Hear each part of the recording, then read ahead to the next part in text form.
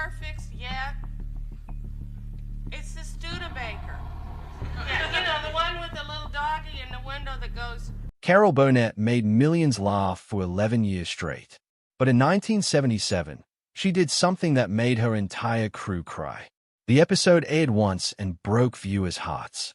Critics called it brilliant. Awards poured in. But Carol never watched it again. Not once in 47 years. She said it was too real. The sketch hit so close to home, she couldn't bear seeing herself in it. What made America's funniest woman refuse to face her own performance? Carol Burnett was born on April 26, 1933, in San Antonio, Texas. From the very beginning, her life was surrounded by pain. Her parents, both alcoholics, were unable to care for her. Her father worked at a movie theater, but he couldn't hold a job for long. Her mother drank just as much and wasn't emotionally present. Both would later die from alcohol-related illness. By the time Carol was just a toddler, she had already learned what it felt like to be unwanted. The people meant to love her most had chosen bottles over bedtime stories. It was a lonely, unpredictable world, and Carol learned early on that laughter could protect her from breaking. When her parents fully gave up on raising her, Carol was taken in by her maternal grandmother, Mabel White. In 1940, they left Texas and moved to Hollywood. But there was no red carpet waiting. They live in a single, cramped room in a rundown boarding house surrounded by other broken souls, addicts, mentally ill tenants, people clinging to hope while starving on welfare. Carol and her grandmother survived on $20 a week, barely enough for food, let alone a dream. But Mabel gave Carol what she'd never had before: unconditional love. She was poor, yes, but she was finally safe. In the middle of that chaos, Carol invented an escape. She created a pretend twin sister named Karen. Karen was everything Carol wasn't: confident, beautiful, always smiling. And Carol made her so real that even the other tenants believed she existed. She'd run up the fire escape, change clothes, change her hair, and reappear as Karen, charming and playful. Then, minutes later, she'd return as Carol. The fact that these adults, many of them barely hanging on themselves, believed it says a lot about both Carol's acting skill and how much everyone in that house needed something joyful to believe in. But some escapes were more real than others. Every Saturday, Carol and her grandmother would go to the movies. Tickets cost 25 cents for two, more than 10% of their weekly income. For those few hours, Carol left behind the peeling paint, the shouting, and the fear. On screen, life sparkled. Stars danced, people kissed, there was food, beauty, and order. But when the credits rolled, survival came back into focus. They couldn't afford toilet paper at home, so they'd quietly steal it from the theater bathroom. They weren't ashamed, they were desperate. Even at 7 years old, Carol understood what it meant to be hungry for more than food. One day, sitting in that darkened theater, she heard Johnny Weissmuller's famous Tarzan yell echo through the room. It hit her like lightning. At home, she began mimicking it obsessively, perfecting every pitch and rhythm. She had no idea she was training her voice, building the kind of breath control most singers take years to master. It was just a game, but it became a signature. That yell would later bring down audiences in laughter and applause during her live shows. What began as a child's imitation became one of the first tools in her comedy arsenal. By the time Carol finished high school, she had one dream: journalism. Her mother had always wanted to be a writer, and Carol felt obligated to finish what her mother couldn't. UCLA was the goal. But when the time came to enroll, she faced a brutal reality. She didn't have the $50 needed to cover tuition. That's around $600 today. For most people, it would have meant the end. And for a while, it seemed like it was. Then something strange happened. A stranger, whose identity she never learned, stepped in and paid the amount. No strings, no explanation, just enough money to change her life. At UCLA, she planned to study journalism. But one elective theater class flipped her world upside down. In that room, something inside her clicked. She wasn't shy anymore. She wasn't poor or invisible. She was funny, loud, and completely alive. Her professors noticed it. So did her classmates. She could sing, act, and make people laugh in the same breath. Suddenly, journalism looked too small for her. She switched majors. It was risky, but for the first time in her life, she wasn't surviving. She was dreaming. That risk paid off quickly. At the end of her freshman year, she was named Most Promising Newcomer in UCLA's theater program. It was more than a title. It was a prophecy. It told her she wasn't crazy for chasing this dream. It gave her the courage to push harder, to take the stage seriously, and to stop apologizing for wanting more than just survival. The award opened doors, giving her better roles in school productions and support from mentors who could see she wasn't like the others. She wasn't just another hopeful actress. She had the kind of spark you couldn't fake. Carol Burnett was just a college junior in 1954, working as an usherette for 65 cents an hour, when her life took a strange turn at a party in San Diego. She wasn't there to celebrate. She was stuffing hors d'oeuvres into her purse to bring home to her grandmother. That's when a sharply dressed stranger approached her. He wasn't in showbiz. He was a millionaire shipbuilder from La Jolla. Carol told him she dreamed of going to New York to make it on Broadway but couldn't even afford UCLA's $43 tuition. The man made her an offer that sounded too good to be true, $1,000 each for her and her boyfriend Don Soroyan. But he gave them 3 rules. Never reveal his name. Only use the money to get to New York. And if they made it, they had to help others do the same. He didn't want credit. He just said someone had once helped him, and he was paying it forward. His wife would later say he'd done this kind of thing before, for gas stations, restaurants, and people chasing dreams. With the $2,000 in hand, Carol and Don packed up and left UCLA behind. They headed east in 1954, even though Carol had never been further than Texas. She didn't know anyone in New York, but she didn't care. She said later, "I didn't know enough to be scared." They landed in the city and checked into the Algonquin Hotel at $9 a night. It was too much. The money started disappearing fast. At one point, Carol broke down crying while making a collect call to her family, who begged her to come back. Then, right as she was about to give up, she heard a radio announcement. A hurricane named Carol was moving up the coast. She took it as a sign.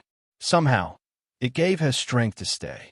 She soon found herself in a completely different world, the rehearsal club. It was an old boarding house for young women trying to break into the arts.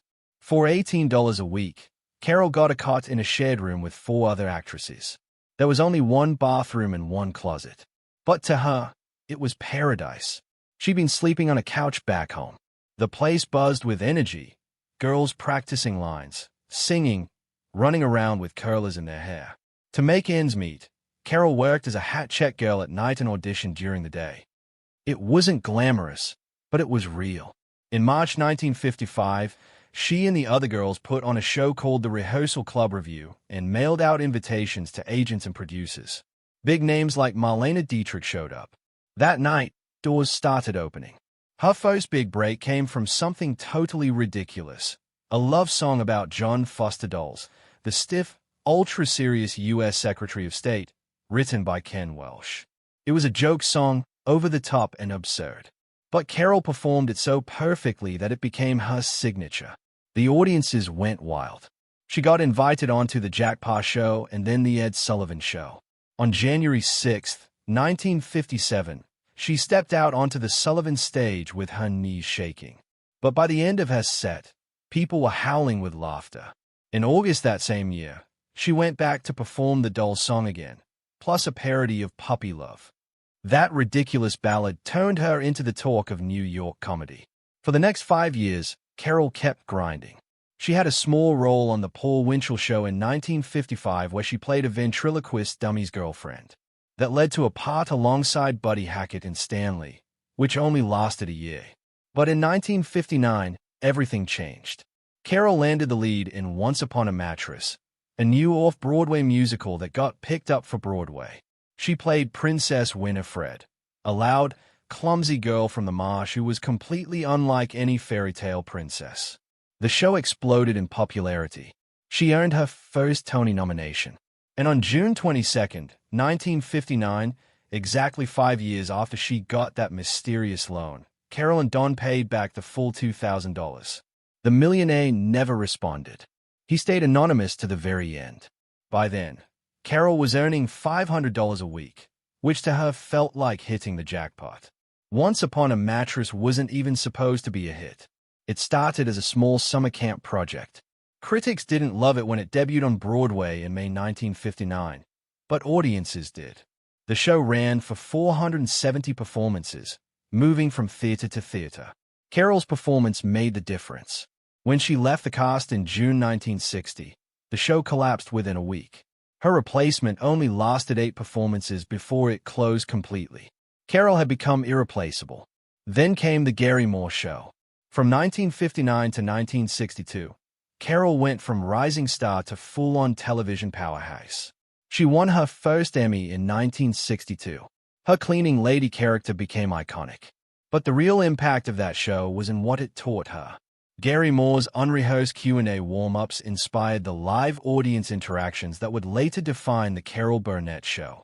The show also helped launch other major stars including Don Knotts and Jonathan Winters. It ran from 1950 to 1967 and became one of the most influential variety shows ever. For Carol, it was a masterclass in timing, character, and risk. He was rude and irritable. Carol Burnett usually let things slide, but not this time. She pulled him aside after the Friday night taping and asked what was going on. Coleman gave a brutal answer. "I'm just not happy here," he said. Then he slammed the dressing room door in her face. That was it. Burnett called his agent and fired him. But over the weekend, Coleman changed his mind. He begged for another chance. Burnett agreed, but with one condition. She told him, "Monday morning I want to see you skipping and whistling down the hallway at CBS." And that's exactly what he did. When he stepped off the elevator Monday morning, he was skipping and whistling. Burnett burst out laughing and had a plaque made for his door, "Mr. Happy-Go-Lucky." Coleman stayed with the show through season 10. Then came Tim Conway. Conway was a wild card. He had a rule: never go all out in rehearsals. He saved his best bits for the live tapings, even if it threw everyone else off. "Some of it comes on the spur of the moment," he once said, "and some I keep in the back of my mind." That strategy meant every performance was fresh and totally unpredictable. Harvey Korman said it best: he never does anything the same way twice. The most famous moment of Conway's chaos came during the elephant story in a sketch from the Family series. He told a long, ridiculous tale about a circus elephant. As he rambled on, Carol Burnett, Vicki Lawrence, and Dick Van Dyke tried everything to stay in character. But the story kept getting funnier and weirder. By the end, even Vicki Lawrence lost it. She hit back with a line so unexpected it cracked up everyone on set. "Are you sure that little asterisk hole is through?" Even Conway broke into hysterical laughter. Moments like that became the soul of the show, raw, real, and completely unscripted. But not every scene was funny. In 1977, something happened that shook Carol Burnett deeply. It came from one of the recurring sketches, The Family. She played Eunice Higgins, a woman weighed down by disappointment and crushed dreams. Normally the sketch mixed comedy with dysfunction, but this time they took a risk. No jokes, no exaggeration, just pain. The sketch was called The Gong Show. In it, Eunice believes that singing her feelings on a talent show will finally launch her to fame. Instead, the judges mock her. One of them was played by real-life game show host Alan Ludden. Burnett played the role straight. No funny accent, no silly movement. And by the end, the entire crew was close to tears. When the episode aired, it didn't lose its punch. The camera pulled back slowly on Eunice's tear-streaked face as the lights dimmed. No music, no laughter, just heartbreak. Viewers were stunned. Critics praised it, but Burnett never watched it again. In a 2010 interview, she said it was too real. "Eunice's pain felt like my own." That's because it was real. Burnett had grown up in poverty. She knew what it felt like to dream big and get laughed at. That sketch hit too close to home. She later explained her feelings in an interview with Harper's Bazaar. "I'm glad we did it," she said. "But it wasn't what our show was about. We were there to make people forget their troubles, not remind them." Still, the sketch left a mark. It led to a TV movie in 1982 called Eunice and a spin-off sitcom, Mama's Family. Burnett eventually walked away from the sitcom, unhappy with its direction, but the original episode remained legendary. Carol Burnett didn't just make people laugh. Behind the scenes, her life was full of heartbreak, chaos, and family battles that would have broken most people. It all started in college when she met her first husband, Don Soroyan. They were young, in love, and both dreamed of making it big in show business. He was born in Omaha in 1928 and had big Broadway ambitions. They met at UCLA in 1952 and married 3 years later in 1955. But their love story didn't last. Don's daughter from a previous relationship died, and he was never the same. Carol's career took off while his stalled. The pressure cracked their marriage. They separated on Christmas Day in 1959 and divorced in 1962. Don battled depression and alcoholism until his death in 1990 at just 62. He never reached the stage dreams he once had. Carol didn't stay single long. She met Joe Hamilton soon after. Joe was a big-time TV producer and already had 8 children from his previous marriage. He had also produced Carol's Carnegie Hall concert in 1962. They married in 1963 and worked together on her hit show. They had 3 daughters, Carrie, Jody, and Erin, and a miscarriage in 1965. With Joe's 8 and their 3, their house was always full. He won 5 Emmy Awards while producing Carol's show. But while their careers soared, their home life cracked. In 1976, the National Enquirer printed a lie that Carol was drunk at a restaurant while sitting near Henry Kissinger. That hit her hard, not just because it was false, but because she had spent years speaking out against alcoholism. She sued the tabloid for $1.6 million. The case lasted 5 years and revealed how reckless tabloids could be. A paid informant had actually told the Enquirer that Carol wasn't drunk, but they ran the story anyway. She won the case, but after appeals, it was settled for around $200,000. It wasn't about the money. It was about clearing her name. And it changed tabloid journalism forever. But the biggest battle of her life wasn't in court. It was at home. In the late 1970s, her daughter Carrie fell into drug addiction hard. At just 13, Carrie was using cocaine, marijuana, mushrooms, and quaaludes. She later said she used drugs so she could stop being Carol Burnett's daughter and just be her own person. From 1976 to 1979, Carol watched her child slip away. She sent her to rehab after rehab. At one point, Carrie ran away from a Texas facility. Carol feared she might lose her daughter forever. Carrie eventually got sober at 17, but it came at a cost. Carol had to make the hardest decision of her life. Carrie hated her for it, but Carol once said, "You have to love them enough to let them hate you." For over a year, they didn't speak, but she never gave up. And when Carrie came back, they became closer than ever. Carrie landed a major role on the TV series Fame, proving she had talent of her own. She and Carol acted together in movies, episodes, and finally wrote a play called Hollywood Arms based on Carol's life. They were joined at the hip, but tragedy struck again. In 2002, Carrie died from pneumonia caused by lung cancer that had spread to her brain. She was only 38. She never got to see Hollywood Arms open on stage. Carol was crushed, but she pushed on, saying, "I owed it to Carrie." Carol's second marriage had already ended in 1984. By then, Carrie's addiction, the pressure of their careers, and the emotional strain had worn down her and Joe Hamilton. They had sent their 2 younger daughters to live in Hawaii so they wouldn't see their parents fall apart. After the divorce, Joe stayed close to the family until he died of cancer in 1991. But even after 2 marriages and 2 massive heartbreaks, Carol found love again. In the late 1990s, she met Brian Miller while performing in Long Beach. He was 23 years younger, but that didn't matter. They got married in 2001. She was 68 and he was 45. Just 2 months later, Carrie died. Brian helped Carol get through the darkest time in her life. He encouraged her to finish Hollywood Arms, and they've stayed together ever since. In the 2020s, when Carol's youngest daughter, Erin, was battling addiction and couldn't care for her own son, Carol and Brian stepped up. They took custody of their grandson Dylan. Erin's addiction had become a 19-year nightmare. She'd been in rehab 8 times, spending nearly 240 days institutionalized. The courts got involved when Erin's home became unsafe for her son. In July 2020, Erin sent suicide threats to her children. Police had to step in, and she was placed on a psychiatric hold. Carol filed for legal guardianship of Dylan shortly after. Within weeks, the court gave Carol and Brian temporary custody. Once again, she was stepping in to protect her family, even when it broke her heart. Carol Burnett stunned everyone when she appeared in the final season of Better Call Saul. She was 89 years old, but her acting was sharper than ever. She played Marion, a kind but sharp elderly woman who slowly uncovered the truth about Saul Goodman. In the episode Waterworks, she sat quietly in her kitchen using Ask Jeeves to dig into Saul's lies. What she found changed everything. "I trusted you." That moment was unforgettable. Saul panicked. The tension built up until she delivered a single line that crushed him.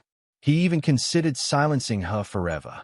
The show's co-creator, Vince Gilligan, later admitted that writing a scene where Saul thought about killing Carol Burnett's character felt awful. "She's an American treasure," he said. "But that's what made it so powerful." Her quiet strength and trembling voice made viewers sit on edge. Then she calmly hit her life alert button and turned Saul in. Critics called it one of the most chilling and brilliant moments in the show's history. That wasn't the only time Burnett surprised people with her range. Back in the 90s, she joined the cast of Mad About You as a guest star. The show was already a hit, starring Paul Racer and Helen Hunt. But Burnett's performance as Teresa took it to another level. In 1997, she won the Emmy for Outstanding Guest Actress in a Comedy Series. That win proved she wasn't just a sketch comedian. She could handle modern sitcoms just as easily. Her scenes felt real, natural, not the loud, physical comedy from her variety show days. It was quieter, smarter, and deeply funny. She won the American Comedy Award for her guest role 2 years in a row. That wasn't luck. It was skill, built from decades in front of an audience. And those 2 awards were just part of her massive total of 25 Emmy nominations throughout her career.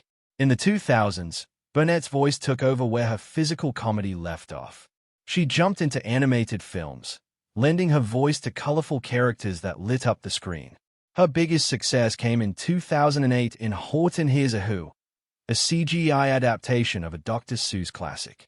She acted alongside Jim Carrey and Steve Carell, and the film became a global hit, pulling in $298 million on an $85 million budget. Years earlier, in 2001, she voiced Mrs. Hammerbotham in The Trumpet of the Swan, teaming up with Reese Witherspoon, Jason Alexander, and Mary Steenburgen.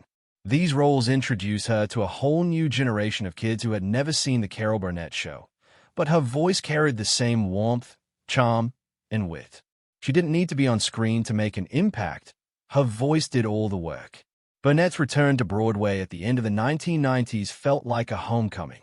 She starred in Stephen Sondheim's musical Review Putting It Together, which opened at the Ethel Barrymore Theatre on November 21, 1999.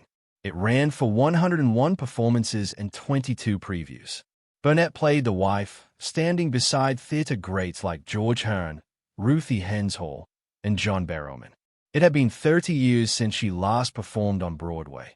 But when she hit the stage, it was like she never left.